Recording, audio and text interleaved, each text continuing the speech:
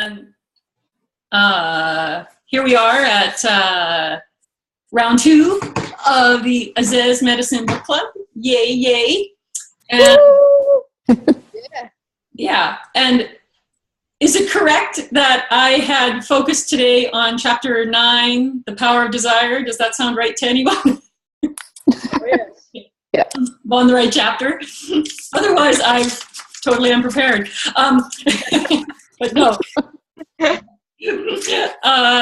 So instead of just me chattering on for an hour, which I will do anyway, what questions come out for you? Like if you could get anything out of this hour answered for you, or brought up, or spoken about, what would it be? Like, and it, you know, probably related to this chapter, but it could be like anything really. Is there anything burning in your world? I'll go get my book. Yeah. So the chapter itself is called The Power of Desire. And it really is about understanding that your desire is sort of the main driving force of creation in your life. Right? And that you really are the creator of what you've got in front of you, what you are living day to day. That's your creation, baby. So own it. You know, that it's yours to play with. It's yours to change. It's yours to tweak, or it's yours to keep exactly the same. And it doesn't matter what you do.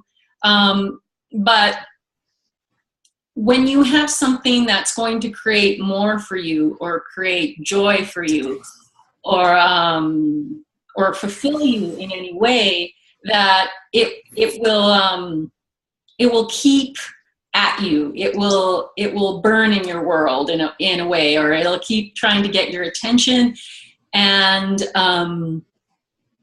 for you to notice those things and to not dismiss them or pretend that they are just pipe dreams, that they're not possible for you, those kinds of things. Because I always say,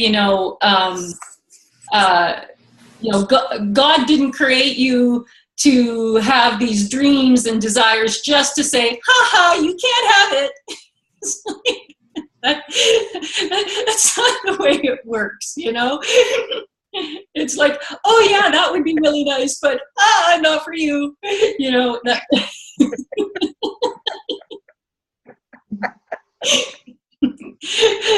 that if you have this inkling in you that would be really cool for you, or fun for you, or that's something that you would like to experience, then maybe there's a reason why you're feeling that way. And the reason would be because you're the one to bring it to life in your life. So desire is really interesting in that way, and it shows up in all sorts of different ways. And the really burning ones, we don't even really need to discuss our burning desires, because generally they burn so hot that we can't ignore them, and we just bring them to life. Like, I mean, there's just no other option. But what about the stuff that's kind of sitting on the back burner that you've put there, or that you just thought wasn't a possibility for you, that really is a possibility for you? And if you brought it to the front burner, would be like, oh, wow, I'm making this. Yeah. And what's interesting is tied into this chapter is the whole idea of questions, which I find kind of funny how my journey has gone on into access consciousness, which the whole premise of access consciousness is to ask questions. And when I wrote this book, I didn't know anything about access consciousness. I didn't know it existed. And I talk about in the chapter about how it is our questions that will always keep us moving towards the outcome towards the target, towards the desire coming to fruition. And it is those questions when you keep asking, okay, what's my next move? What's my next step? How do I create this? You know, those types of questions. What else is possible is another one we hear all the time. When we're in those types of questions about, I'm getting there, I don't know how to get there, but I'm going to just keep asking questions on how to get there. And then the next thing you know, the person you need shows up, or the resource you require you find, or it just becomes easy, or whatever happens. And that's the magic of creation, is when you're working with a question, how your questions open up the door for the quantum entanglements, the molecules in the universe, the creative forces in the universe to go, oh, let's send that way. But it's really not someone sending you something, it's you pulling it from the universe by opening those doors and saying, I need that. And it'll come to you. Because you're the creator. You are not the person at the restaurant ordering, hoping the waiter gets your order right and that you get the food you actually asked for. That's not really how creation works. It's not a bad metaphor, but it's more like the idea of I want the filet mignon, and I just pluck it right out of the universe to me, and it magically appears to me. And so you really are the main event in all the creations in your life. And the people and the other things that come in that seemingly are bringing them to you is really you pulling at the right people who can provide you with what it is you require. Yeah. So come on. Are there any questions? Are there any burning desires? What is it that you could ask for tonight and receive that you don't even know you can ask for?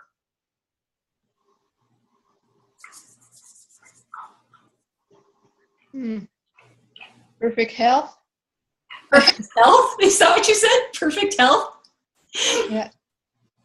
Yeah, and so, wow. Stop creating stupid things to yourself, stupid illness or stuff like that. Be aware. And when something happened to you, the question I should ask is, what the hell happened to me now? Why do I have that? And go beyond that. Yeah, you see, when you ask the question, that's a really great example, because when we go into question, there's some questions that work better in our favor than others. Now, why did I do this? Why do I have this? Not necessarily going to lead you to not having it. Okay. Right? The why I have this is, the answer to that is the why you have it. It is not how not to have it anymore. So it's actually keeping you more in it so you can see more of why you have it. Does that make sense? Yeah. Yeah. A why question puts you in analysis. It makes you go searching for all the little answers and the whole story behind what you've got in front of you, which just tells more story, which just reiterates the energy that you're working in even more strongly. So instead of saying, okay, I'm not feeling well, I've got this, say I got the flu or something, or it could be anything. Say I got a disease, a rash, an ailment. It doesn't matter what it is. Instead of saying, okay, why do I have this? Like there's an actual legitimate reason. other than the fact that you created it. It's like, okay, if you could go straight to the acknowledgement, I created this. I create everything in my life, and I created this, and it's not what I want. So how do I create, you know, me going back to health? How do I create the opposite? What is it that's going to, and what is it then that I do wish to create? Mm-hmm. Mm-hmm. So I missed that. What do I wish? And what is it you do wish? That's what you said? What is it you do wish to? I wish to. Oh, you cut out. No, I do wish, of course, I would like to have the perfect body, the perfect health, no illness, no nothing, and be aware of okay, it's coming, or it's there, or it's kind of, how can I say that? The right question to make sure that it doesn't repeat. If I have it, okay, fine. Now, what should I do to make sure that I don't have it anymore, or it never come back again? Or that's putting a lot of energy on the thing. Do you get that? That you're putting a lot of energy into trying to create that perfect something, right?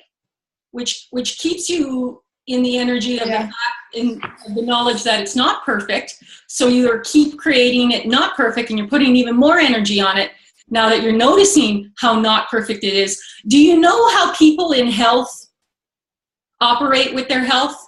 People who are healthy never think about their health. Have you ever noticed that? When you're feeling good, you don't go, wow, I'm so healthy today. No, it's not even in your head, right? You just go on and live. Yeah. Okay, so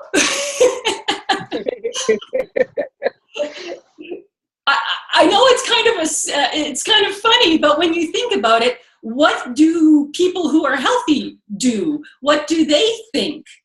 And they don't put any energy towards trying to be perfect, trying to make it better, or making it different. They just are, I'm healthy. There's nothing to think about. Okay. End of story. I'm healthy. End of story. Now, what if you did that in your life? Oh, sure. I feel a sore throat. Big deal. I'm healthy. End of story.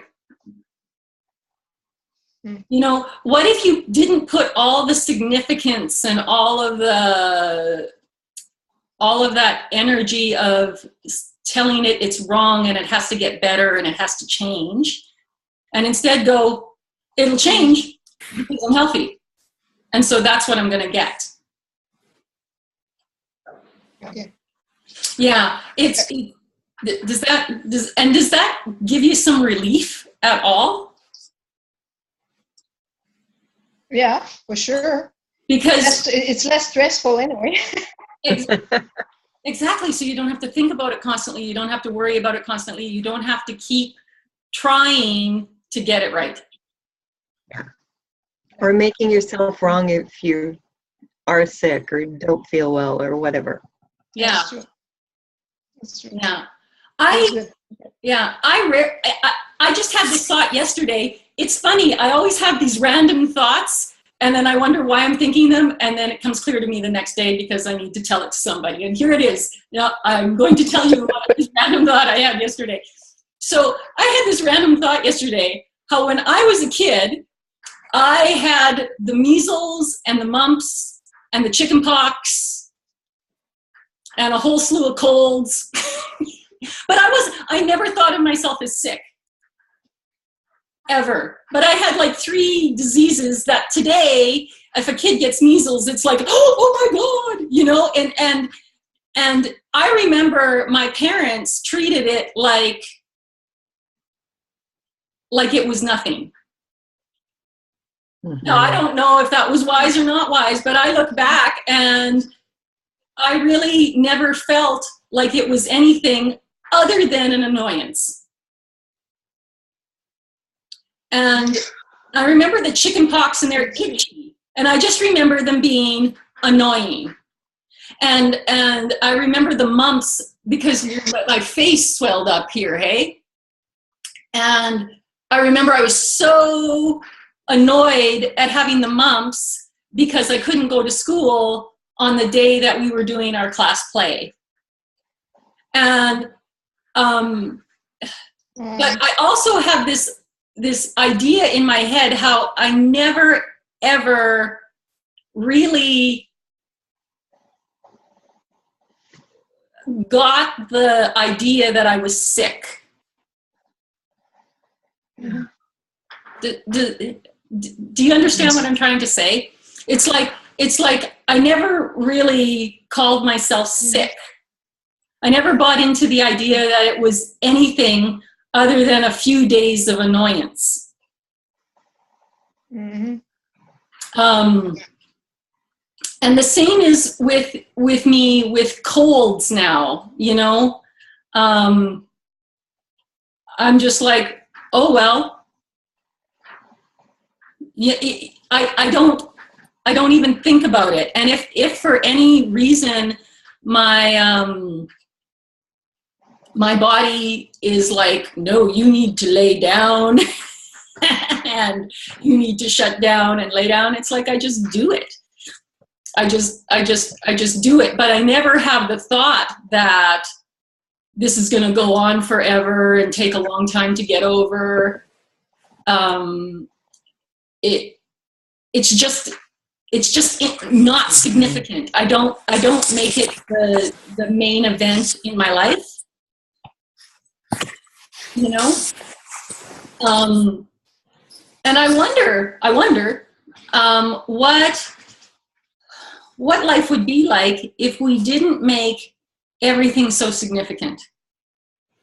And when it comes to an illness, especially when it turns into more than just a cold, like a disease, then all of a sudden it becomes really significant, you know, and the main event. And what if you didn't treat it that way? What if it's like, you know, you can show up in my body this way. This may be here now, but this is temporary, and I'm healthy. And I wonder what, you know, what it would take for this to run its course as fast as possible.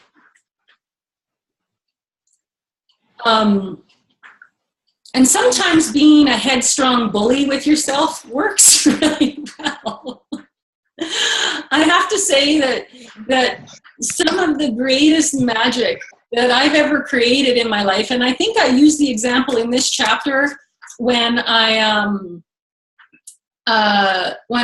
was it in this chapter where I talk about going into the military and deciding I wanted to be a particular trade? I was going to be a signalman, and they told me, no, you can't be that because women aren't allowed. And I was like, well, that's stupid, because I was like 18 or whatever, and I was like, well, that's just the stupidest thing I ever heard of. That's what I'm doing. And I literally could not hear the government doesn't allow it. It was just not in my world. And I was like, no, I'm being that, because that's what I want to be. And I literally didn't allow anything to reason with me. And in 2 weeks, it takes, apparently, to change government policy. Because it came back and said, oh, you can be that now. And literally, I didn't get it at the time. In my head, I was like, well, of course I can. As young 18-year-olds think, which is the absolute blessing of youth. You know, now I'm not sure it would have played out the same way, because I'm older and a lot less wise, and I listen to reason, which is just stupid, you know.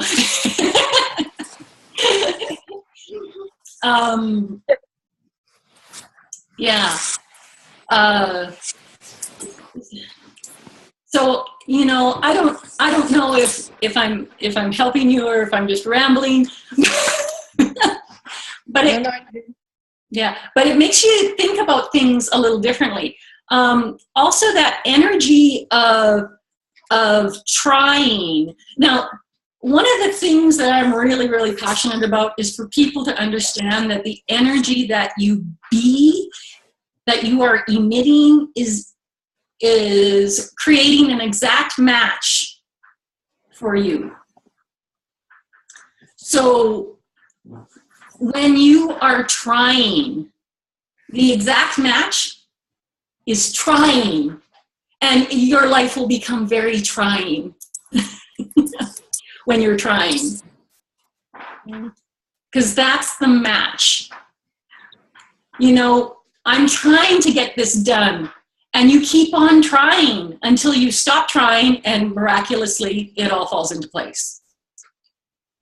You know, it's like the math problem you can't solve, and none of us have probably done math problems in a long time, but but it's like that idea of the math problem, the math homework that you couldn't solve, and so you walk away because you tried so hard at it, and then you walk back to it, and then it's like, oh, there's the answer. Or the jigsaw puzzle you're doing and you can't make one piece fit, and you walk away, and then you just come back and you go, oh, this one goes there, and that one goes there, and that one goes there.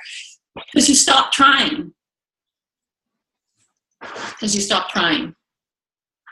Yeah. So if you can notice those moments in your life, or even the things right now that you're trying to create, and again, there's those words, trying to create, anywhere you're in that energy of trying is to go, whoa, I don't want to be trying. I'm either doing it or I'm not doing it, but no more trying. And if I'm doing it, then damn it, universe, show me the way. And that's exactly what the beings of the light told me in this chapter. Where there is a will, a way will be shown. Where there is a will, a way is always shown. You are never left hanging. And you do not have to know the way, and you do not have to know the whole path before you start. You just have to take a step. And then the next step gets shown, and then the next step gets shown, and so on and so forth. And so I would suggest for you, Sylvie, that you stop trying to be healthy. And just be it.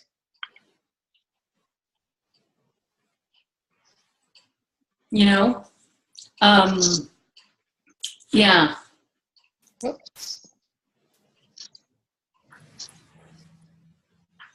Cool. Faye, can I just interrupt you for a second? You're cutting in and out quite a bit, and I don't know if that's just me or if everybody's noticing that. Oh, there's a lot of cutting in and out? Okay. Yeah. All right. Well, then why don't we, I'm going to stop the recording for a second, and why don't we jump out and then log back in? Okay. And hopefully everyone heard that. We'll jump out and we'll log back in.